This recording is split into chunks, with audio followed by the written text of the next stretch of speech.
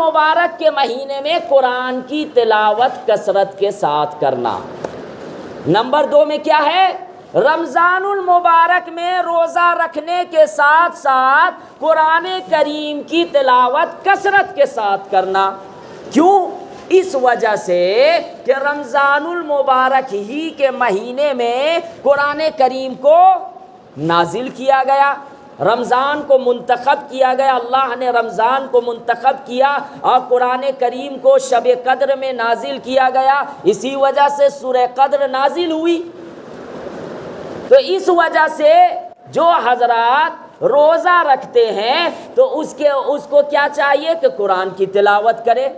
اور حدیث کے اندر بھی ہے کہ جو شخص روزہ رکھتا ہے اہتمام کے ساتھ اور قرآن کی تلاوت کرتا ہے تو یہ دونوں کل قیامت کے میدان میں سفارش کریں گے بندے کے حق پر۔ روزہ کہے گا کہ اللہ میں نے اس کو دن کو کھانے پینے سے، خواہشات نفسانی پوری کرنے سے روکے رکھا تھا، اس کو طاقت تھی کہ یہ کھانا کھا سکتا تھا، اس کو طاقت تھی کہ یہ پانی پی سکتا تھا، یہ چاہتا تو خواہشات نفسانی بھی پوری کر سکتا تھا۔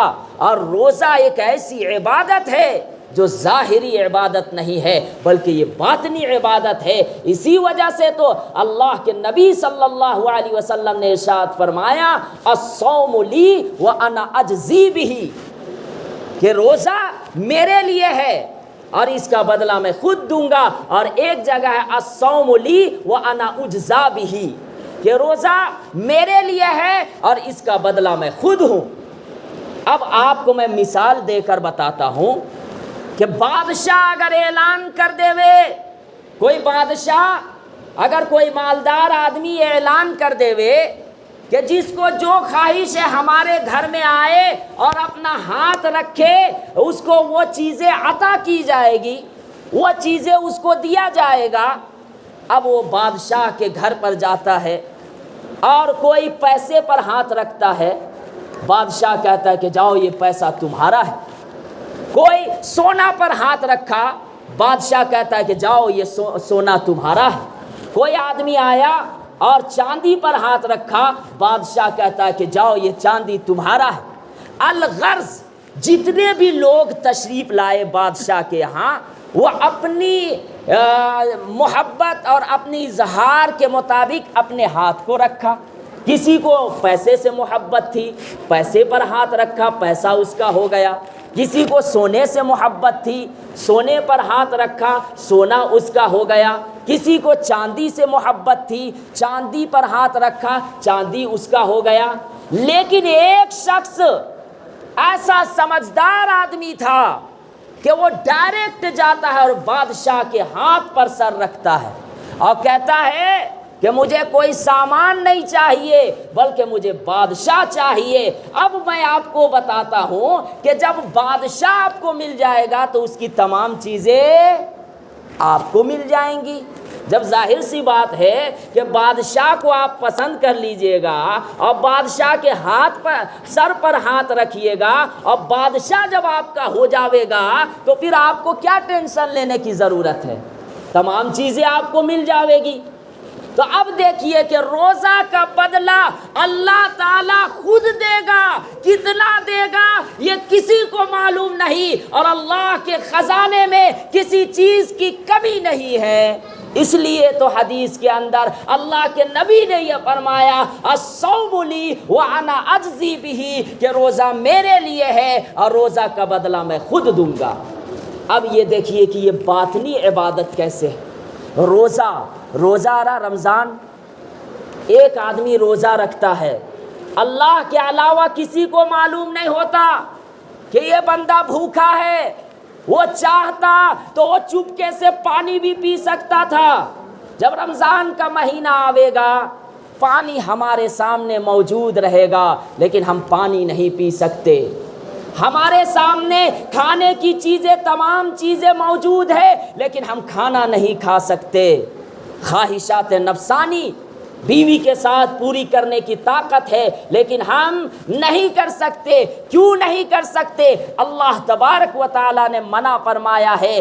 ایک اللہ سے جب محبت ہو جاتی ہے، اللہ سے جب کوئی آدمی عشق کر لیتا ہے، تو وہ عشق اور محبت میں کھانا کو ہم قربان کر دیے، پانی پینے کو بھی قربان کر دیے، خواہشات نفسانی پوری کرنے کی طاقت ہے اس کو بھی ہم قربان کر دیے۔ اسی وجہ سے جب ہم افطاری کے وقت دعا مانگتے ہیں، اللہ تبارک و تعالی ہماری دعا کو قبول فرماتا ہے۔ اسی وجہ سے حدیث کے اندر کہا گیا الصائم لا ترد دعوته، کہ جب کوئی روزہ دار ہاتھ اٹھا کر دعا مانگتا ہے تو اس کی دعا رد نہیں کی جاتی، وہ دعا قبول کی جاتی ہے۔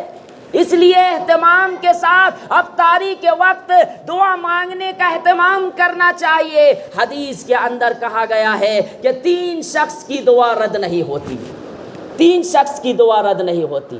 نمبر 1، روزہ دار کی دعا جب افطاری کے وقت دعا کی جائے، افطاری سے چند منٹ پہلے، اور اسی طریقے سے ظالم آدمی جو ظلم کیا جاتا ہے، یعنی مظلوم آدمی جب دعا مانگتا ہے تو اس کی بھی دعا قبول کی جاتی ہے۔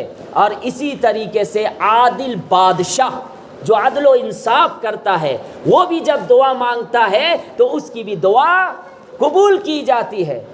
تو کیا کرنا چاہیے؟ رمضان المبارک کے مہینے میں ایک تو روزہ رکھنے کا حکم دیا گیا، دوسرا یہ ہے کہ قرآن کریم کی تلاوت کثرت کے ساتھ کرے۔ کیوں کرے؟ اس وجہ سے کہ عام دنوں میں جو ہم عبادت کرتے ہیں تو وہ 10 گنا ہمیں دیا جاتا ہے اجر و ثواب، لیکن جب کوئی بندہ رمضان المبارک میں عبادت کرتا ہے تو 10 گنا نہیں 100 گنا بڑھا کر عطا کیا جاتا ہے۔ اور ایک حدیث کے اندر ہے کہ اگر کوئی آدمی نفلی عبادت کرتا ہے تو رمضان میں فرض کے برابر اس کا ثواب ہو جاتا ہے، اور کوئی فرض عبادت کرتا ہے تو 70 فرائض کے برابر اس کو عبادت اور ثواب ملے گا۔ سبحان اللہ! ایک مرتبہ اگر کوئی آدمی سبحان اللہ کہتا ہے رمضان المبارک کے مہینے میں، عام دنوں کے مقابلے میں اس کو 100 گنا اجر عطا کرے گا۔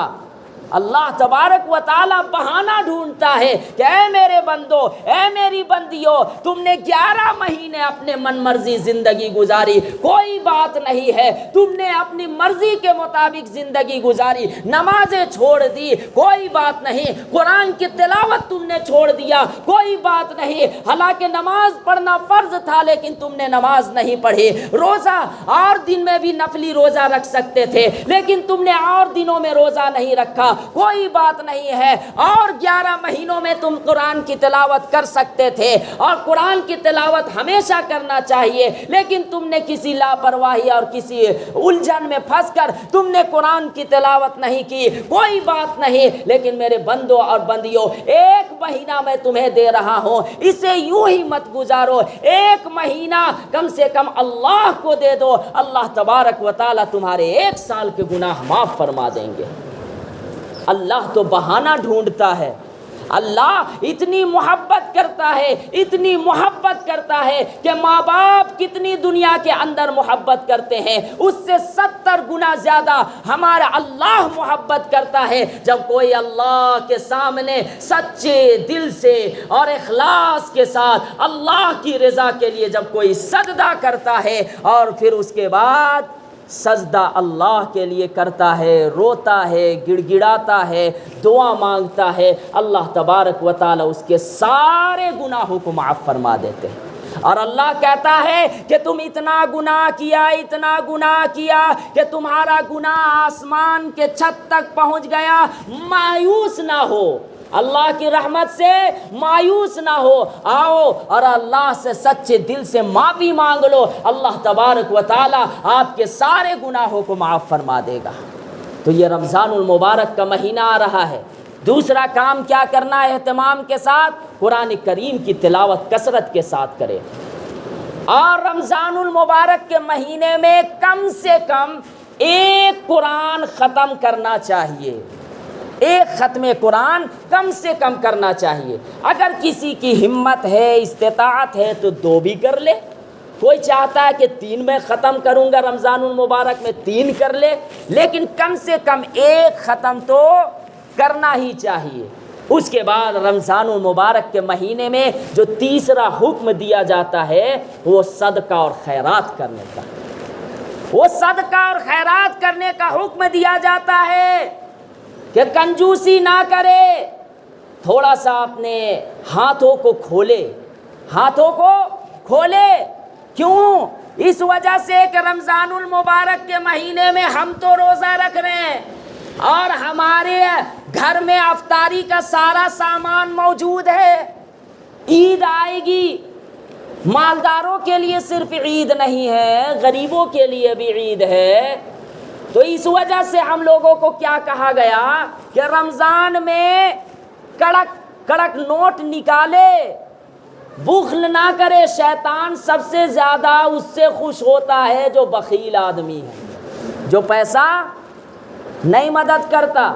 تحقیق کیجئے جو واقعتاً مستحق ہے، غریب ہے، میں یہ نہیں کہتا کہ آپ جو ہے علماء ہی کو دے دے، آپ تحقیق کیجئے واقعتاً جو مدرسہ ہے اس لائق اور جہاں پہ سخت ضرورت ہے آپ وہاں پہ دیجئے، جو آپ کے آس پاس غریب ہے اس کو دیجئے، جو آپ کے دوست احباب ہے، رشتہ دار ہے، جو واقعتاً مستحق، آپ تحقیق کیجئے آپ ان کے ہاتھ میں دیجئے، اور چپکے سے اس طریقے سے مدد کیجئے کہ کسی کو پتہ بھی نہ چلے، یہ اللہ کو زیادہ پسند ہے، بجائے اس کے کہ اگر ہم دے رہے ہیں لیکن ہزاروں لوگ دیکھ رہے ہیں اور ہماری نیت بھی ہے، نیت زیادہ اس پر اعتبار کیا جاتا ہے، ہماری نیت بھی یہ ہے کہ ہزاروں لوگ دیکھے تو وہ اللہ کو قبول نہیں ہے اور اللہ کے یہاں وہ پسندیدہ عمل نہیں۔ لیکن اگر چپکے سے آپ دے رہے ہیں، آپ کی نیت بھی اچھی ہے، تو اللہ کے بارگاہ میں وہ جلد قبول ہوتا ہے اور اللہ تعالیٰ بڑھا کر دیتے ہیں۔ اور کہا گیا حدیث کے اندر ہے کہ جو آدمی کے پاس مال آ جاوے وَتَأْمُنُ الْغِنَى، یعنی جو مالدار آدمی ہو، جس کے پاس پیسہ ہو اور اس کو گمان ہو کہ اس پیسے سے ہم اور اضافہ کر سکتے ہیں اور مال بڑھا سکتے ہیں۔ مثال کے طور پر آپ کے پاس بہت پیسہ ہے اور آپ کو امید بھی ہے کہ اس پیسے سے ہم اور اضافہ کر سکتے ہیں، اور یہ بہترین صدقہ میں بتا رہا ہوں کہ اللہ کو وہ صدقہ بہت زیادہ پسند ہے اور اس کے بعد وہ پیسہ خرچ کرتا ہے۔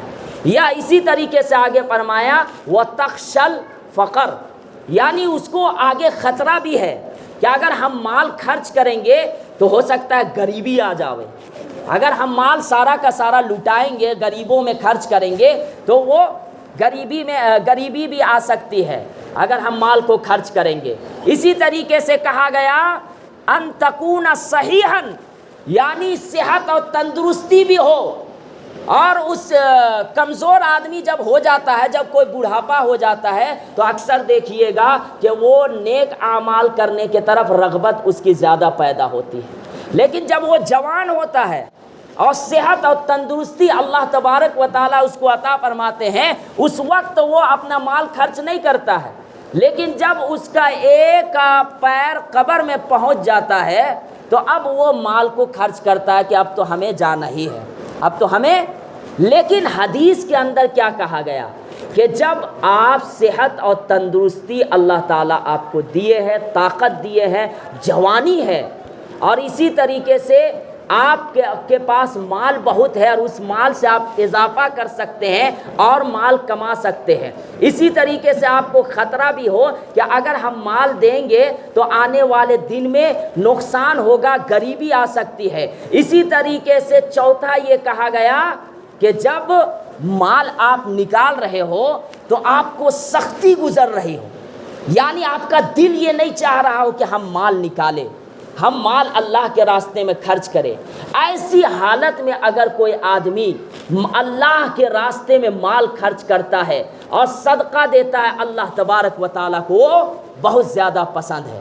تو رمضان المبارک کے مہینے میں تیسرا کام کیا کرنا چاہیے کہ اہتمام کے ساتھ، زکوٰۃ تو فرض ہے، اس میں کوئی رعایت نہیں ہے، زکوٰۃ آپ کو دینا ہے، لیکن زکوٰۃ کے علاوہ بھی جو صدقہ ہے، نفلی صدقہ، وہ آپ کو دینا ہے ہر حال میں، اور وہ رمضان المبارک میں زیادہ اہتمام کے ساتھ دے، کیونکہ رمضان میں جب ہم کو مال لٹاتے ہیں اللہ تبارک و تعالیٰ کو عام دنوں کے مقابلے میں وہ زیادہ پسند ہے۔ اسی طریقے سے رمضان المبارک کے مہینے میں کثرت کے ساتھ جو اعمال کرنا چاہیے وہ کیا کرنا چاہیے؟ پہلی چیز تو یہ ہے کہ کلمہ کثرت کے ساتھ پڑھے، زبان مبارک پر پہلا کلمہ، دوسرا کلمہ، تیسرا کلمہ کا ورد کثرت کے ساتھ آپ پڑھیں۔ جتنا کثرت کے ساتھ پڑھیں گے اتنا ایمان پر پختگی پیدا ہوگا، ایمان مضبوط ہوگا۔ تو جو ہم ادھر ادھر من مرضی زندگی گزار دیتے ہیں، اور رمضان میں بھی جو ہم غیبت، شکوہ، شکایت میں وقت گزار دیتے ہیں، تو رمضان المبارک کے مہینے میں ہم کیا کریں؟ کثرت کے ساتھ کلمہ پڑھیں۔ دوسرا یہ کام کرے رمضان المبارک کے مہینے میں کہ توبہ کثرت کے ساتھ کرے، کیونکہ جو آدمی توبہ کثرت کے ساتھ کرتا ہے اور چاہے جتنا بھی گناہ ہو جاوے، اللہ سے جب وہ سچے دل سے معافی مانگتا ہے اور توبہ کرتا ہے، اللہ تبارک و تعالیٰ اس کے سارے گناہوں کو معاف فرما دیتے ہیں۔ اور اسی طریقے سے رمضان المبارک کے مہینے میں اور ایک کام اہتمام کے ساتھ کرنا چاہیے۔ وہ کیا کرنا چاہیے کہ جتنے بھی آپ کے جان پہچان رشتہ دار یا والدین اگر کوئی گزر گئے ہو تو اہتمام کے ساتھ دعا مانگے ان کے لیے کہ اللہ ان کی مغفرت عطا فرمائے۔ اگر والدین حیات سے ہے بہت اچھی بات ہے، خدمت کا موقع ملا، اور اگر حیات سے نہیں ہے تو ان کے لیے اہتمام کے ساتھ رمضان المبارک میں قرآن کریم کی تلاوت خود سے کرے، اور کرنے کے بعد اپنے والدین کو بھی دعا میں یاد رکھے، اور جو رشتہ دار گزر گئے ہیں ان کو بھی دعاؤں کے ساتھ یاد رکھنا چاہیے۔ اب دیکھیے رمضان المبارک کے مہینے میں بہت سارے ایسے مسائل بھی ہیں جو بتانا ضروری ہے، لیکن وقت بھی ہو گیا۔ بس اہم چیز جو بہت سارے لوگ پوچھتے ہیں کہ روزہ کن حالتوں میں آپ نہیں رکھ سکتے۔ دیکھیے بہت سارے مسائل تو میں اپنے یوٹیوب چینل میں بتاتا ہوں، مکرم رانچی، اس میں بہت طرح کے مسائل ہیں، اور جو مسائل نہیں سمجھ میں آئے وہ پوچھ لینا ہے۔ لیکن میں اہم مسائل بتا دیتا ہوں کیونکہ بہت سے لوگ پوچھتے ہیں کہ روزہ کن حالتوں میں آپ نہیں رکھ سکتے۔ پہلی چیز تو یہ یاد رکھے کہ جو عورتیں حائضہ اور نفاس والی ہوتی ہے ان کو روزہ نہیں رکھنا ہے، بلکہ حرام ہے۔ یاد رکھیے گا، حائض جو آتا ہے خون مہینے میں، یا نفاس والی عورتیں ہیں تو ان کو روزہ معاف ہے، ان کو روزہ نہیں رکھنا، لیکن بعد میں وہ قضا کریں گی۔ اسی طریقے سے اگر کوئی آدمی بہت زیادہ بیمار ہو اور ڈاکٹر اس کو منع کر دیا کہ آپ روزہ نہیں رکھ سکتے، تو ان کو روزہ نہیں رکھنا ہے۔ اسی طریقے سے کوئی آدمی مسافر ہو، سفر میں نکلا ہوا ہے، تو اگر اس کو لگتا ہے کہ نہیں اگر میں سفر میں جا رہا ہوں روزہ رکھوں گا تو پریشانی آ جائے گی، ہو سکتا ہے کہ جان کو خطرہ ہو، تو ایسی حالت میں سفر میں روزہ نہیں رکھنا ہے۔ لیکن اگر آپ کو لگتا ہے کہ میں سفر میں جا رہا ہوں آسانی سے روزہ رکھ لوں گا تو بہت اچھی بات ہے۔ اسی طریقے سے حاملہ والی عورت ہو، اگر اس کو خطرہ ہے کہ مجھے جو ہے نقصان ہوگا یا بچے کو نقصان ہوگا، ایسی صورت میں اس کو بھی روزہ نہیں رکھنا ہے۔ لیکن یہاں پر ایک بات یاد رکھیے گا کہ رمضان المبارک کے بعد جس کو قضا رکھنے کی طاقت آ جاوے تو اس کو قضا کرنا ضروری، یعنی اس کو رکھنا ضروری ہو جاوے گا قضا روزہ کو۔